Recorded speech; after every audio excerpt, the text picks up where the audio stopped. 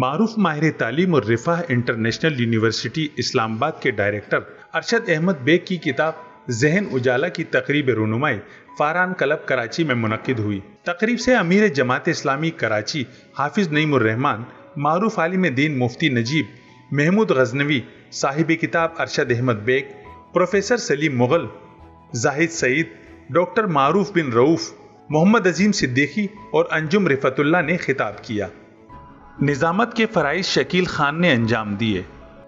Video آگے دیکھنے سے پہلے چینل کو سبسکرائب کریں اور بیل آئیکن پر کلک کریں۔ حافظ نعیم الرحمان نے اپنے تاثرات کا اظہار کرتے ہوئے کہا کہ ارشد احمد بیگ کی اس کتاب میں اسلامی جمعیت طلبہ کی جھلک بھی ہے، دین کی مجموعی نظر اور تصور دین بھی۔ انہوں نے دنیا کی کامیابی کو آخرت سے مشروط کیا ہے۔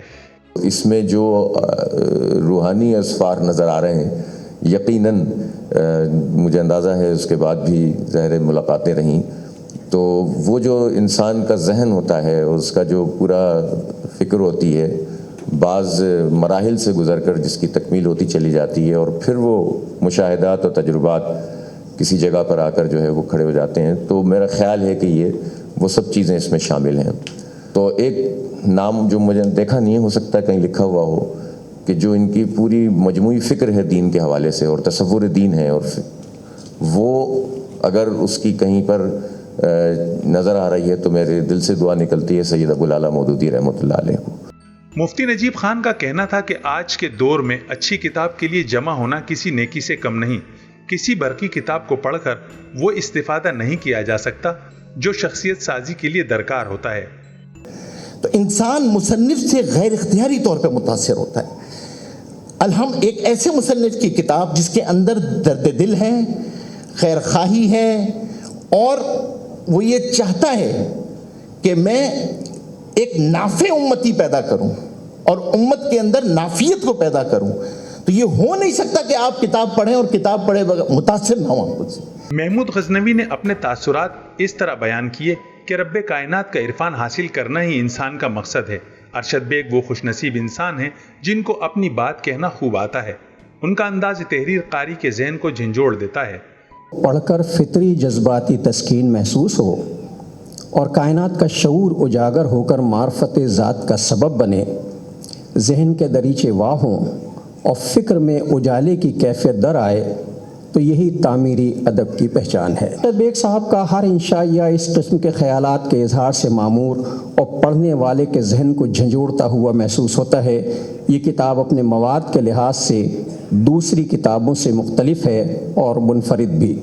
اس موقع پر صاحب کتاب ارشد بیگ نے مہمانوں کا شکریہ ادا کرتے ہوئے کہا کہ حقیقت یہ ہے کہ نیکی کے کام کے لیے لوگ اکٹھے ہو جائیں تو یہ کسی نعمت سے کم نہیں۔ اصل بات یہ ہے کہ اللہ تعالیٰ تو قبول کر لے، تو قبولیت کی دعا مانگنی چاہیے۔ تو میرا احساس یہ ہے کہ آپ لوگوں کی آمد، آپ کی شرکت، یہاں پہ موجودگی، ان حضرات کا اظہار خیال، یہ سب میرا دل گواہی دیتا ہے کہ قبولیت کی نشانیاں ہیں۔ بہت شکریہ، جزاکم اللہ حسن الجزا۔ پروفیسر سلیم مغل نے اپنے خطاب میں کہا کہ کتاب کو 60% سے زائد پڑھ چکا ہوں، جس نے میری کئی یادیں تازہ کر دی ہیں۔ 60% پڑھنے کے بعد بڑی حد تک سمجھا، ان کے اسلوب کو جانا، ان کی تحریری صلاحیتوں کو سمجھا، ان کی اپروچ کو دیکھا، ان کے ذہن رسا کو جانا، اور کسی قابل ہو گیا کہ میں آج اس موقع پر بات کر سکوں۔ ایک بات میں آپ کو اور بتاؤں کہ اس کا نام ہے ذہن اجالا۔ ارشد بھائی سے جب ملاقات ہوئی اور انہوں نے کتاب دی تو میں نے ان سے یہ کہا کہ میری اپنی کئی یادیں اس سے تازہ ہو گئیں۔ میں یونیسیف کے ایک میگزین الف اجالا کا ایڈیٹر ہوا کرتا تھا، کافی وقت کے لیے رہا، اس کا نام الف اجالا تھا۔ زاہد سعید کا اس موقع پر کہنا تھا کہ انبیاء کرام کا تعلق بھی انسانی ترقی سے تھا اور وہ اس کوشش میں رہے کہ کیسے انسان کا اخلاق بلند کیا جائے، اور صاحب کتاب نے بھی کوشش کی ہے کہ اپنے تجربات سے قاری کو کچھ سکھا سکیں۔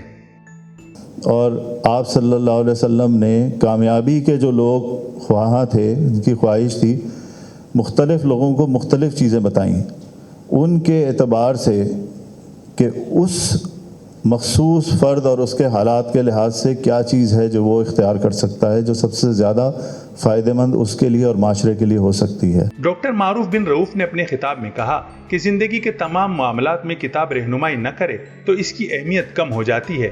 عمومی طور پر آج کل لکھی گئی کتب کسی خاص طبقے کے لیے ہوتی ہیں، لیکن یہ کتاب ہر عمر، نسل اور جنس کے لیے ہے۔ واقعتاً یہ کتاب ایک بار نہیں بار بار پڑھنے کی جو ہے وہ کتاب ہے۔ گو کہ میں کچھ اس بات کا کسی درجے میں قائل ہوں کہ کتابیں تو الفاظ سکھاتی ہیں، انسان بناتے ہیں، لیکن جب معاملہ یہ ہو کہ انسان بنانے والا فرد ہی صاحب کتاب ہو تو یقیناً یہ معاملہ مختلف ہوتا ہے اور اس کی ایک ندرت اور ایک انفرادیت موجود ہوتی ہے۔ ایک اچھے استاد کی نشانی یہ ہے کہ وہ محض معلومات نہ منتقل کرے بلکہ اس کے ساتھ ساتھ وہ کردار کو تخلیق کرتا ہے۔ محمد عظیم صدیقی نے اپنے خیالات کا اظہار کرتے ہوئے کہا کہ اللہ ان لوگوں سے محبت کرتا ہے جو اپنے کام اچھے طریقے سے انجام دیتے ہیں۔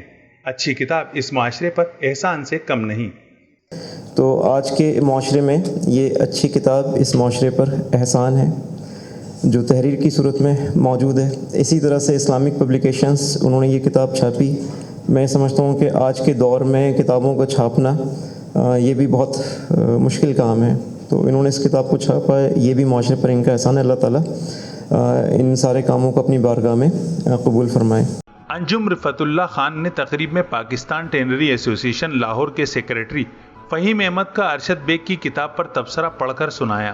جنرل ذوالفقار علی خان مرحوم کی یاد میں لکھی گئی آپ کی نظم پڑھی تو یقین ہوا کہ آپ اس میدان سخن کے باقاعدہ شہسوار ہیں، لیکن ذہن اجالا کو منظر عام پر لا کر آپ نے مجھ ایسے صرف 15 سال پرانے رفیق کو یکدم چونکا دیا، حیران کر دیا۔ مظفر فارسی کا شعر ہے، سخنوری ہمیں کب تجربے سے آئی، زبان میں چاشنی تو دل ٹوٹنے سے۔ تقریب میں ارشد احمد بیگ کے والد مرتضی بیگ کا کتاب پر تبصرہ میزبان شکیل خان نے پڑھ کر سنایا۔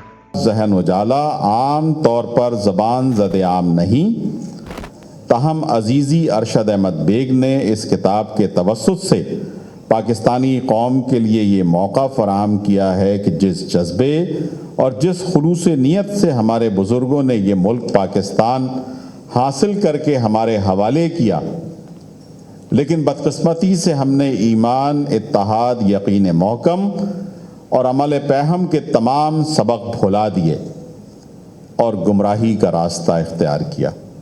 تقریب میں شہر کی علمی ادبی شخصیات سمیت کثیر تعداد میں مختلف شعبہ ہے زندگی سے تعلق رکھنے والے خواتین و حضرات نے شرکت کی اور اس تقریب کو علمی و ادبی ترقی اور کتب بینی کے شوق کو پروان چڑھانے کے لیے اہم اور خوش آئند قرار دیا۔ حالات و واقعات سے باخبر رہنے اور بے لاگ تبصروں و تجزیوں کے لیے چینل کو سبسکرائب کرنا نہ بھولیں۔